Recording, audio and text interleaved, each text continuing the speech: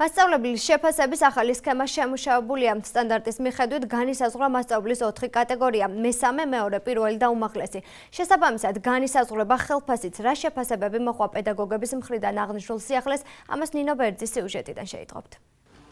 პრაქტიკოსი, უფროსი, წამყვანი და მენტორი მასწავლებლები. მომდევნო სასწავლო წლიდან სწორედ ამ კატეგორიებად დაიყოფიან საჯარო სკოლების პედაგოგები, რომელთა ხელფასიც მათ მიერ დაკავებული საფეხურის შესაბამისად მნიშვნელოვნად განსხვავებული იქნება და რომლებსაც საფეხურიდან საფეხურზე გადანაცვლების საშუალება მიეცემათ.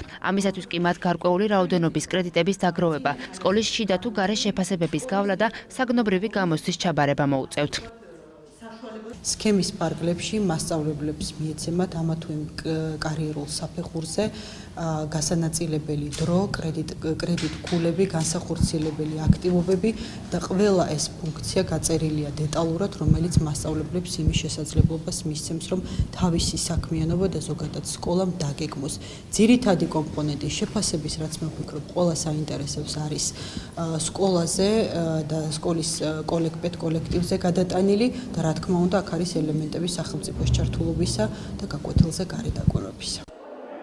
საუნივერსიტეტო პროგრამით დაწყებული პედაგოგის კარიერული წინსვლით დამთავრებული საკმაოდ ვრცელი დოკუმენტი დეტალურ ინფორმაციას მოიცავს იმის შესახებ, თუ რა გზა უნდა განლოს პედაგოგმა იმისათვის, რომ გაიუმჯობესოს არა მხოლოდ პროფესიული უნარები, არამედ ფინანსური მდგომარეობაც. საბოლოოდ კი განათლების სფეროში მომუშავე სპეციალისტების განმარტებით ზოგადად სასწავლო პროცესი გაუმჯობესდეს.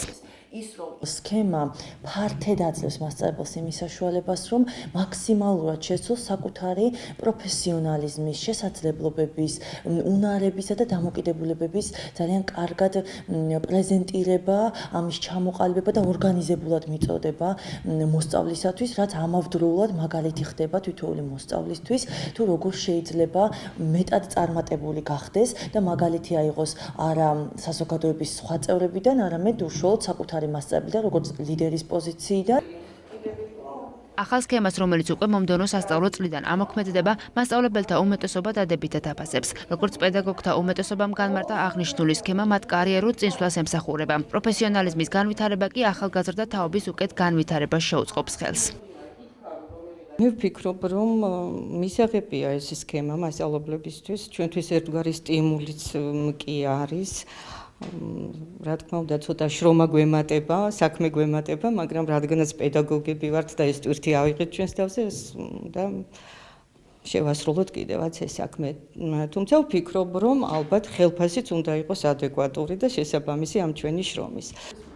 მასწავლებლების საქმიანობის დაწყების, პროფესიული განვითარებისა და კარიერული წინსვლის სქემა, რომელიც 11 კაციანმა სახელმწიფო კომისიამ შეიმუშავა, 19 თებერვალს საქართველოს მთავრობამ დაამტკიცა. სქემაზე დაყრდნობით უკვე მომზადებულია ახალი უმაღლესი საგანმანათლებლო პროგრამა, რომელიც კვალიფიციურ პედაგოგებს მოამზადებს. მინისტრის თქმით, ახალ 5-წლიან საუნივერსიტეტო პროგრამაში ჩართვას დაინტერესებული პირები სავარაუდოდ მომდევნო სასწავლო წლიდან შეძლებენ.